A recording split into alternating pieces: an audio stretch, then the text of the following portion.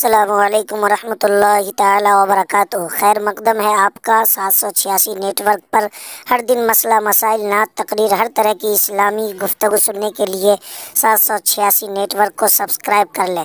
حضرت ابو بکر شبلی اللہ کے اس برگزیدہ بندے کا نام ہے کہ جب لکڑیاں روتی ہے تو یہ دیکھ کر ابو بکر شبلی رونے لگتے ہیں۔ حضرت ابو بکر شبلی ایک جگہ تشریف لے جاتے ہیں جہاں کھانا تیار کیا جا رہا ہے۔ کھانا تیار جہاں کیا جا رہا ہے، لکڑیاں چولہے کے اندر لگائی گئی ہیں، لکڑیوں کے سر کی طرف سے آگ لگی ہے اور اس کے پچھلے حصے سے پانی نکل رہا ہے۔ جب لکڑیاں کچی ہوتی ہے، جب اسے آپ چولہے کے اندر ڈالیں گے، جب وہ جلنے لگتی ہے تو ایک طرف سے لکڑیاں جلتی ہے اور دوسرے طرف سے پانی بہنے لگتا ہے، پانی نکلنے لگتا ہے۔ حضرت ابو بکر شبلی کی نظر جب اس چولہے میں جلنے والی لکڑیوں پہ پڑ جاتی ہے تو دیکھتے کیا ہے کہ لکڑیاں سر کی طرف سے تو جل رہی ہے لیکن پیر کی طرف سے یعنی اس کے جڑ کی طرف سے پانی نکل رہا ہے، پانی بہ رہا ہے۔ یہ دیکھ کر حضرت ابو بکر شبلی زار و قطار رونے لگتے ہیں۔ اللہ اکبر کبیرہ، وہ کون برگزیدہ بندہ جو لکڑیوں کو روتا دیکھ کر خود کے بھی آنکھ سے آنسو بہانا شروع کر دیتے ہیں۔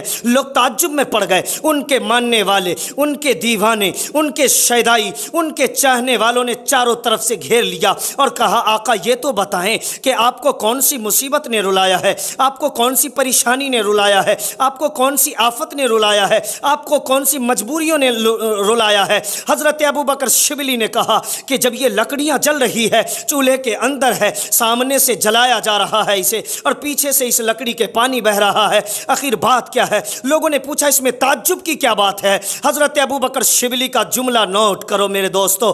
حضرت ابو بکر شبلی ارشاد فرماتے ہیں کہ وہ لکڑیاں جب آگ میں جلتی ہیں تو سر کی طرف سے جلے تو اس کے پچھلے حصے سے پانی نکلنے لگتا ہے۔ ہمارے دل میں اللہ کا خوف نہیں ہے، ہمارے دل میں رسول کی محبت نہیں ہے، ہمارے دل میں اولیاء اعظام کی چاہت اور ان کا عشق نہیں ہے۔ اگر اللہ کا خوف ہوتا تو ہمارے بھی آنکھ سے آنسو نکلتا۔ اگر مصطفیٰ جان رحمت صلی اللہ تعالی علیہ وسلم کی سچی محبت ہوتی تو ہمارے بھی آنکھ سے آنسو نکلتے۔ اگر اولیاء اعظام کی بارگاہ سے سچا عشق اور پیار ہوتا تو ہمارے بھی آنکھوں سے آنسو نکلتے اور آنکھوں سے آنسو کا سیلاب جاری ہوتا۔ او ایمان والو، ذرا سوچو وہ کون تھے، وہ کون لوگ تھے جو تھوڑی تھوڑی باتوں میں اللہ رب العزت کی بارگاہ میں زار و قطار رونا شروع کر دیتے تھے۔ اللہ کا خوف کتنا تھا، رسول کی محبت کتنی تھی، شریعت کے عمل پیرا کتنے تھے کہ تھوڑی تھوڑی باتیں، ذرا ذرا سی باتوں میں انہیں رونا آ جاتا تھا۔ حقیقت تو یہی ہے کہ ان کے دلوں میں اللہ کا خوف ہوا کرتا تھا۔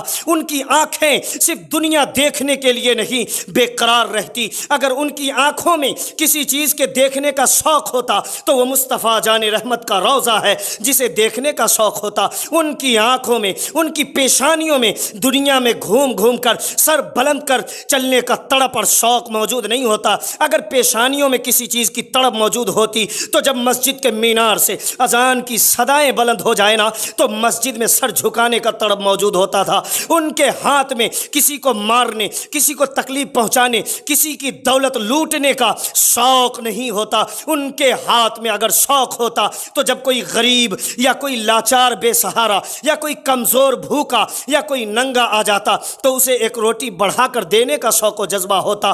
ان کے پیر میں دنیا کے مارکیٹ میں چکر لگانے کا شوق و جذبہ نہیں پلتا تھا۔ اگر جذبہ پلتا تھا تو مسجد کے مینار سے اذان کی صدائیں بلند ہوں گی، وہ دوڑ کر مسجد آ جائیں گے، رب کی عبادت کریں گے، رب کا سجدہ کریں گے۔ یہی شوق ان کے دل و دماغ میں پلتا تھا، جبھی تو وہ اپنے وقت کے ولی بن گئے اور بزرگ بن گئے، اللہ رب العزت کی بارگاہ میں قربت حاصل کر گئے۔ کوئی حبیب الرحمن بن گیا، کوئی اعلیٰ حضرت بن گیا، کوئی خواجہ معین الدین بن گیا، کوئی غوث اعظم بن گئے، کوئی علامہ عبد الرحمن جامی بن گئے اور کوئی بایزید بستامی بن گئے اور کوئی حضرت ابو بکر شبلی بن گئے۔